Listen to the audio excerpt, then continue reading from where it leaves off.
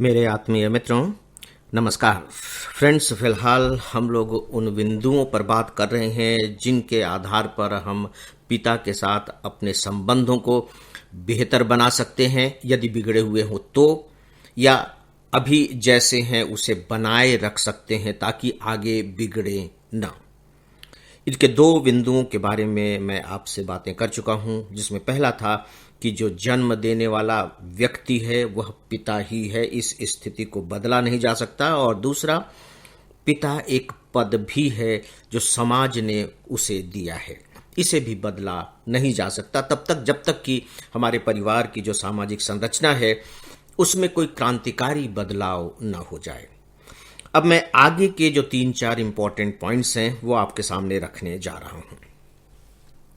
सच पूछे तो मुझे कभी कभी ऐसा लगता है कि देखिए, समाज तो एक प्रोटोकॉल के तहत अपना व्यवहार करता है, जीवन जीता है।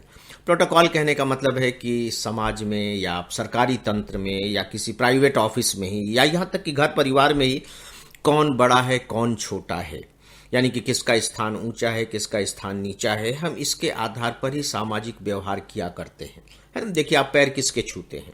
हमेशा अपने से बड़े के पैर छुएंगे, छोटे के नहीं छुएंगे, राइट। यानी कि जो बड़ा है वो सम्मान का ऑटोमेटिक अधिकारी हो जाता है। अब ये जो बड़ा का हम निर्धारण करते हैं कौन है, ये अलग अलग जगहों पर अलग अलग होता है। अब जैसे सरकारी तंत्र में ले लीजिए तो जो बड़ा अफसर है, चाहे उम्र में एकदम छोटा ही क्यों ना हो, लेकिन छोटे अफसर के सामने वो बड़ा ही है, चाहे वो जो छोटा अफसर है उम्र में कितना भी बड़ा क्यों ना हो। यानी कि वहां उम्र की बात नहीं है, वहां ओहदे की बात है। लेकिन जब हम अपने परिवार के बारे में सोचते हैं और स्पेशली पिता के बारे में, तो हमारे दिमाग में यह बात बिल्कुल साफ होनी चाहिए कि जो हमारे पिता हैं वो हमसे उम्र में बड़े हैं, सीधी सी बात है। और उनका उम्र में बड़ा होना और न होना न तो उनके हाथ में है, न हमारे हाथ में है, न समाज के हाथ में, किसी के हाथ में नहीं है। वह प्रकृति के हाथ में था और प्रकृति ने इस धरती पर उन्हें पहले भेज दिया और यह एक संयोग है कि वे मेरे पिता बने और अलग अलग लोग अलग अलग लोगों के पिता बने। तो मैं सच पूछे तो इस सिद्धांत का बहुत बड़ा मुरीद हूं, बहुत बड़ा समर्थक हूं कि जो उम्र में बड़ा है वह बड़ा है, क्योंकि ये जो प्रोटोकॉल है, यह जो व्यवस्था की हुई है, ये प्रकृति के द्वारा की गई व्यवस्था है, समाज के द्वारा की गई व्यवस्था नहीं है, नियम और कानूनों के द्वारा की गई व्यवस्था नहीं है। और प्रकृति से बड़ा व्यवस्थापक कौन हो सकता है? तो दोस्तों, यदि आप अपने दिमाग में केवल इस तथ्य को ले आएंगे तो न केवल पिता के साथ ही आपके संबंध बेहतर होंगे, बल्कि सच पूछे तो समाज में और भी जो दूसरे लोग हैं उनके साथ आपके संबंध बहुत ही संतुलित और बहुत ही व्यावहारिक होते जाएंगे। जैसे ही आप किसी बड़े व्यक्ति को देखेंगे और आपको ऐसा लगेगा कि नहीं, उम्र में तो यह मुझसे बड़ा है, हो सकता है कि धन के मामले में वो आपसे बहुत कमजोर हो, पद के मामले में बहुत ज्यादा कमजोर हो, ज्ञान के मामले में बिल्कुल ढिसरा हुआ व्यक्ति हो, लेकिन चूंकि उसकी उम्र अधिक है तो उम्र अधिक होने के नाते उसकी अपनी एक डिग्निटी है और आप उस डिग्निटी को ध्यान में रख करके जब आप उसके साथ व्यवहार करेंगे, बात करेंगे, तो मान करके चलिए कि आप उसके अंतर मन तक उतर जाएंगे। मन तक उतरने के ये सब बहुत अच्छे आधार होते हैं, बिंदु होते हैं, या कह लीजिए कि ऐसी रस्सी होती है जिसे पकड़कर हम किसी के भी अंदर की गहराइयों तक उतरते चले जाते हैं। और पिता तो फिर पिता है। तो दोस्तों, ये जो हमारा प्रोटोकॉल है, प्रकृति के द्वारा उम्र का दिया गया प्रोटोकॉल, मुझे लगता है कि हम सबको हमेशा इस तथ्य को याद रखना चाहिए, कतई नहीं भूलना चाहिए। उम्र में बड़ा व्यक्ति हमेशा हमसे सम्मान का अधिकारी है और सच पूछिए तो यह हमारा कर्तव्य है कि उसके प्रति व्यवहार करते समय हम एक अलग किस्म के अपने संस्कारों का परिचय दें। जो अगला बिंदु है दोस्तों, वो ये है कि पिता हो सकता है अज्ञानी हो, बातों को नहीं समझ पा रहा हो, हमें लग रहा हो कि हमारा विरोधी है, मेरी बात नहीं मानते हैं, मेरी बात नहीं सुनते हैं, समाज के दूसरे लोग भी उनकी आलोचना करते हैं, लोगों के साथ उनकी पटती नहीं है। हो सकता है कि इस तरह की बातें हमारे दिमाग में हों, और ऐसे पिता होते भी हैं, क्योंकि व्यक्ति तो व्यक्ति है।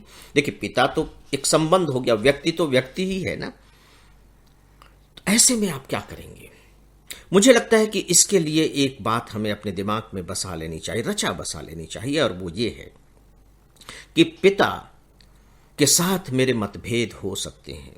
बहुत सारे ऐसे पॉइंट हो सकते हैं जिसमें हम दोनों बिल्कुल विपरीत विचार रखते हैं, और ये जो विपरीत विचार हैं अगर दूसरों के साथ हो तो हम एक दूसरे के दुश्मन बन सकते हैं। लेकिन दोस्तों, हमें ये कतई नहीं भूलना चाहिए कि स्थिति चाहे जो भी हो, लेकिन जो पिता होता है वो हमेशा हमारा हितैषी ही होता है। ये बात अलग है कि हमारा हित किस में है, शायद बहुत अच्छे तरीके से वो न समझ पा रहा हो, ये बात अलग हो सकती है, लेकिन उसका जो डेस्टिनेशन है, उसका जो लक्ष्य है, जो मंजिल है, उस पर शक मत कीजिए। वो आपका हितैषी ही है, आपके अच्छे के बारे में ही सोचता है। और स्वाभाविक है, क्योंकि अगर वो अपना एक्सटेंशन देखना चाहता है, अपना विस्तार देखना चाहता है, तो वो कहाँ देखेगा? अपने संतान में देखेगा। यदि वह अपने उत्तराधिकारी की तलाश करेगा, हर तरह के उत्तराधिकारी की तलाश, तो वो उसे कहाँ मिलेगी? वो अपने संतान में मिलेगी। इसलिए वह हमेशा अपने संतान का हितैषी होता है। और आखिरी पॉइंट फ्रेंड्स, वो ये कि यदि पिता में ईगो है, किस में ईगो नहीं है? सब में ईगो है, आप में भी ईगो है, छोटे से बच्चे में भी ईगो होता है।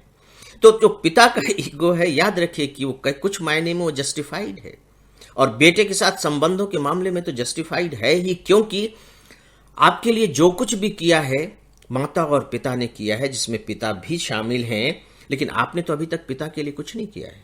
हाँ, पिता को आपने सुख पहुंचाया है। माता पिता की जब आप संतान के रूप में उनकी गोद में आते हैं तो उन्हें एक अलग किस्म के सुख का आभास होता है, वो एक अलग बात है, लेकिन उसके लिए आपने कुछ नहीं किया है।